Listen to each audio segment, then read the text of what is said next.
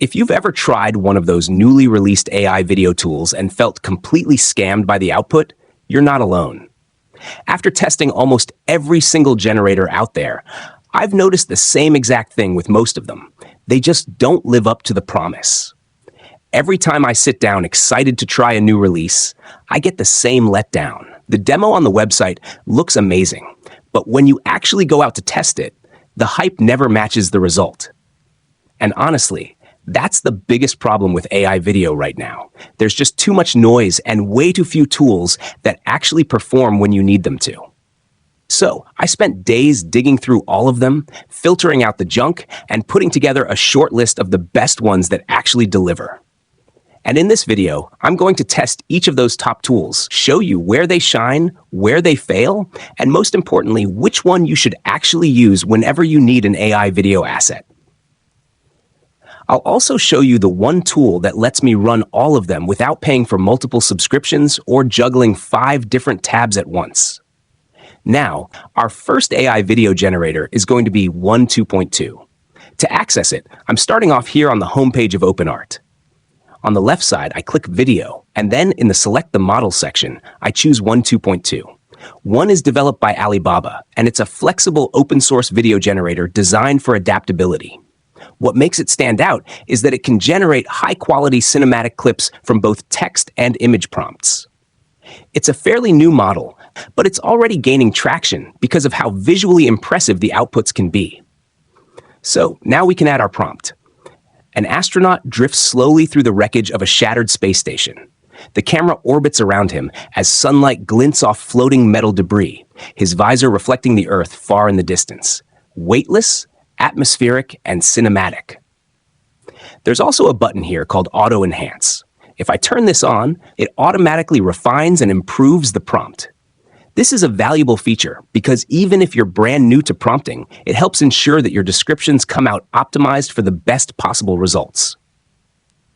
Now let's go over the settings. First, aspect ratio. I'm just going to leave it as it is at 16:9, which is the standard widescreen resolution and perfect for most video formats. Next, resolution. I'll set it to the highest available, which is 720p. While this isn't full HD, it's still solid for testing, and it helps speed up render times. For the video mode, I'll choose Pro, which is built to generate higher quality results compared to the basic setting. Finally, I click Create. Now, in terms of speed, one is pretty decent. It's not the fastest generator out there, but it's also not the slowest. So I'll just let it generate, and I'll come back once it's finished. And now that the video is done generating, let's take a look at it. At first glance, it looks really good. Even though it's not full HD, the quality is still very visually pleasing. Everything in the video floats the way it would in space, and it all feels natural. It really does look realistic. Another thing worth pointing out is how well it follows the prompt. The prompt adherence, for one, is actually really impressive. You can see all the little details, the sunlight in the background, the reflections on the visor, and everything feels aesthetically accurate to how space is usually depicted in movies. So overall, I'd say this is a very solid result for one, especially when you consider how affordable it is to run compared to a lot of other generators out there. But one isn't only good in terms of text to video, it's also really strong when it comes to image to video. This is where you take a still image and bring it to life with motion. And it's especially useful for creators who already have artwork designs or reference frames they want to animate. So now let's check this out. I have this image right here, an image of a phoenix bird sitting on a branch. I just drag the image over into the Image tab on the side here and paste it into the Dropbox. Now we're able to add a prompt. So for this one, I'm going with this here. I'll select the maximum resolution, which is 720p, and hit Create. And now that the video is finally done generating, let's take a look at it. From the start, it actually looks really good. The way the phoenix spreads its wings feels very natural, and that's something one handles really well. But you can see a bunch of strange explosion-like particles around it, and they kind of ruin the immersion. To me, it just doesn't look right, and it makes the video feel almost unusable. Now, luckily, one isn't expensive when it comes to image to video, as well as text to video. So you could actually afford to do that a couple of times until you get something cleaner. But just in general, I like the results I get from text to video a lot more than image to video. And I'd say that's where it performs much better. So what I would personally use one for is some quick generation of videos that you might need for fast assets. It gives you really good quality at a low cost. But it's maybe still not there yet in terms of being super precise with image to video. That's kind of where I find myself running into problems. But from text only, it is very, very usable. If you're looking for something cheap and fast, one is a really good model for that. But if you're looking for something a little bit more realistic and smooth in terms of how it generates, Kling AI, our next video generator, might be the one for you. It's used for more professional-grade video content, and that's exactly what we're going to test it on right now. Heading back to text to video, I'm going to select Kling 2.1, which is its newest and best performing model. For the prompt, I'm pasting in one I already have prepared. A violinist performs in a neon-lit alleyway during heavy rain. The camera pans upwards from reflective pavement through the musician under an umbrella. Rain shimmers in slow motion as the camera circles 360 degrees around. Hyper, real, moody, cinematic texture. I'll select Auto Enhance again. For duration, I'm going with 10 seconds. The rest of the settings I'll leave as they are, and click Create. Kling, especially version 2.1, is a little more expensive than 1 when you go for higher durations, but that really comes down to quality. Kling is one of the more established names in AI video generation. It's been around for a while, and it comes up almost every time I do something related to AI video, simply because it's that consistent and that good. Now that the video is done generating, let's take a look. We can clearly see how accurate it is to the prompt. It takes in everything we wrote and follows it really well. Looking at the quality, it does lean a little more toward an animated feel. Sometimes with Kling, that's the vibe I get. It can look slightly 3D or stylized, but it's still a very solid result and usable across multiple settings. Next, I wanted to test something a bit more advanced. I head to image to video and drop in an image of a melting clock on a marble-like pedestal. This should test the model's ability to handle more advanced concepts. The prompt: clock face sags, umbrella light solid, numerals slide like liquid, pedestal cracks slowly as the camera zooms in, dreamlike, hyper-realistic. For duration, I'm going short, just 5 seconds. For quality mode, I'm going with Master. Both Pro and Master are similar in terms of output, but Master tends to do better with more advanced prompts. It usually understands the environment a bit better and feels more coherent. Looking at our final result, the video came out looking really cool. Kling understood the concept well and made the video look really good. The only thing missing is the numerals sliding down from the clock. If you want to test it with more advanced prompts, you can definitely do that. It will understand what you're talking about, and if not, you can always go back, reprompt it a little better, or play around with ChatGPT and ask it to improve your prompt. It does take a little more time in terms of generation. Coming from one, Kling feels a bit longer on the wait side, so you'll need to be patient. But in general, if you're looking for something still affordable while also giving you a pretty realistic and high-end feel to your videos, then Kling is definitely worth trying. It has earned its respect in the AI video generation space, and it really deserves that reputation. But without going too far away from the hyper-realistic models, we're going to move over to the widely known Google V3, which is basically the best at it. Google V3 is the state-of-the-art text-to-video model released by Google. What makes it stand out is that it can generate fairly synchronized video with audio included, something a lot of these other models are still trying to get right. Currently, Google is the best at this, and it's praised for its lifelike motion and cinematic polish. One thing to note is that with the level of quality that V3 brings, it does tend to cost a lot more than other models. But nevertheless, we're going to test it out. Going back to text to video, I'm going to select V3 as the model. For the prompt, I'm going with this right here. For audio, I'm turning it on since that's one of the best features about Google V3. For resolution, I'm setting it to 1080p. For the video mode, I'm going with normal. You could use Fast, but in my experience, Fast loses a bit of the quality that makes Google V3 worth it. And honestly, if you're already spending money on Google V3, there's no reason not to go with the best possible video mode. Now, this one takes a little longer than Kling, making it one of the slower models to render. You're not going to be sitting there for half an hour, but depending on your settings, a single video could take up to about 5 minutes. Once it's done rendering and looking back at our video, I can clearly say it's very easy to see why this tool costs as much as it does. The results are extremely impressive. The orb with the thunder looks very realistic.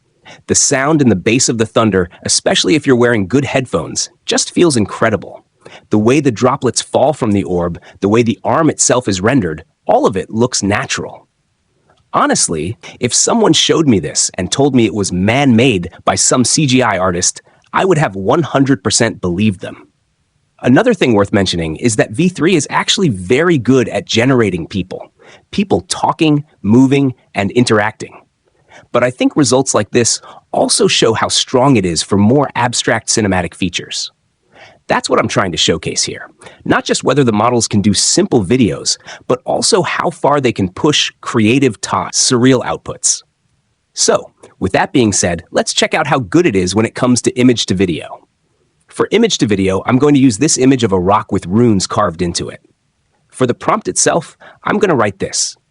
The glyphs pulse brighter, mist swirls, moss trembles. The camera pushes in with a faint mystical hum, then rumbles as it reveals a magical cauldron glowing with rose diamonds scattered all around it. This is a pretty heavy prompt, leaning more on particles and environmental understanding, which should really test the model. For the settings, I'm going to leave them exactly the same as we did for our first text-to-video generation. For the audio, I'll keep it on. For the resolution, I'll set it to 1080p. And for the video mode, I'll stick with normal as well. Now I'll click Create, and I'm really looking forward to seeing the result from Google V3. Looking back at our result, it came out looking very, very good. It felt really cinematic. The audio wasn't as strong or as bass-heavy as it was with the Thunder Orb we just made in text-to-video, but it was still really cool and added a lot to the experience. I would say you could visibly see that the quality here wasn't quite as sharp, and that's probably because we used an image that was lower in quality. So, one thing to keep in mind when you're using Google V3 for image to video is to always use the highest quality images possible when you input them. The better the source, the better the output. But besides that, it stayed very close to the prompt. It did everything it was supposed to do. I wasn't being too strict on every single detail here, but overall, it did a very good job of capturing the concept. So if you're looking for something high-end, really high quality, and with very good audio built in, then Google V3 is definitely a tool for that. Now, of course, it does come at a cost. It is the most expensive out of all the tools in today's lineup. But nevertheless, it delivers very, very good results. But if you are looking for something way less expensive while still getting pretty consistent results, Seedance, our next tool, is definitely an amazing option for that. Seedance is made by ByteDance and is designed for multi-shot, emotional, story-driven generation, as well as just generally high-quality prompting and video outputs. One of its standout features is that it can keep a very consistent style and maintain characters across different cuts if you choose to use that feature. And that's what we're going to start testing. So I'm heading back to OpenArt, switching over to text-to-video, and selecting Seedance as the model. For the prompt, I'm going to write, a cloaked traveler enters an abandoned cathedral. Shot 1, a wide shot. The heavy door creaks open, sunlight piercing through dust. Shot 2, tracing from behind as he walks down the aisle, footsteps echo. Shot 3, close-ups of his hand brushing cracked stained glass, glowing faintly. Shot 4, a tight shot of his eyes. Colors flicker in the reflections. Smooth transition, cinematic tension. For quality, I'll go with Pro. For duration, I'll set it to 10 seconds. And for resolution, I'm going with the maximum available, which is 1080p. Now, even though we're loading Seedance with a pretty heavy prompt, it's still going to generate a lot faster than Google VEO, simply because it doesn't have as much high-end rendering packed into it. Even though it is a full HD model, it's noticeably faster. So that's definitely something to note. If you're looking for fast outputs while still keeping solid visual quality, Seedance is definitely a good tool for that. Now, looking back at the video, it actually came out looking really good. Everything in terms of the quality of the generation is solid. Where it does feel a little bit off is when the traveler stretches his hand toward the window. Those moments don't really look very realistic. But again, this is a cheaper model and it's built for faster generation. Maybe if I had simplified the prompt a little bit and not gone as heavy with the details, I would have gotten a better result. So that's definitely something to keep in mind. With Seedance, don't go quite as advanced in your prompting as you would with some of the more high-end generators. But in general terms, I think it came out looking really cool. The video feels great overall and definitely something worth playing around with. Now heading over to image to video. I'm going to paste in this image of a floating city. For the prompt, I'm going with Cloud Rift. Slowly, lanterns flicker. A staircase rotates slightly as the camera glides past. Eternal, seamless motion. For the quality mode, I'm going with Pro, leaving the duration at 10 seconds and setting the resolution to 1080p.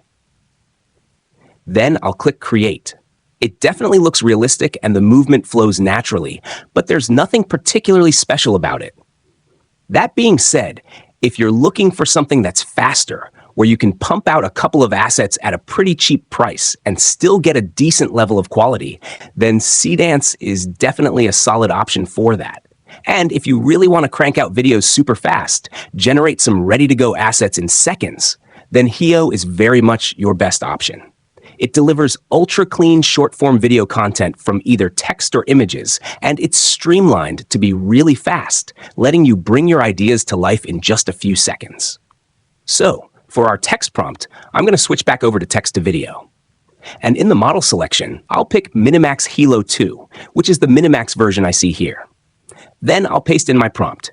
Inside a dark hangar, a metallic paper airplane glides under a single spotlight. The camera tracks it in slow motion as it loops and flips, light glinting off the surface. Physics-based cinematic quality.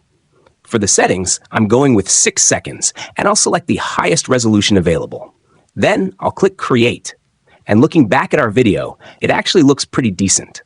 I wouldn't say the quality is top-notch, but it's still a very good result considering how fast the generation was. Now, switching to image to video, I'm going to paste in this image of an hourglass. For the prompt, I'll keep it pretty simple. Sand flows upwards instead of downwards. Glowing particles scatter into the air. Cracks in the hourglass spread slowly as the camera circles around it in a smooth orbit. For the generation, I'll go with 10 seconds and set the resolution to medium because I'm curious to see how it looks. Then I'll click Create. Now, looking back at this result, I didn't really see exactly what I asked for in the prompt. The sand still flowed downwards instead of upwards, and then by the end, it introduced this strange effect that didn't really fit. So in general, I'd say don't overload your prompts too much when using VEO. Keep it simple. Maybe just add a little bit of motion, like a slight camera move or some subtle animation to a single object or person in the image. But if you give it something too advanced, it tends to just do its own thing. So for very fast assets, for when you just need something quick and lightweight, VEO is definitely a good tool. But if you want to go more advanced with your projects, I definitely recommend going with another model out there. So now you actually know the best way to use each model out there, what they're great for, and also the areas where they fall short. You've seen how Kling, Google VEO, Seedance, and Hailuo all compare and which ones are worth your time, depending on what you're trying to create. Now that you know how these AI video tools stack up, don't just stop here. Put them to work. Start experimenting today. Create your own cinematic videos and see which one brings your vision to life. And if this helped you, smash that subscribe button. Drop a comment on which tool you're trying first, and share this video with a friend who needs to see it. Your next viral video could be just one prompt away, so take action now.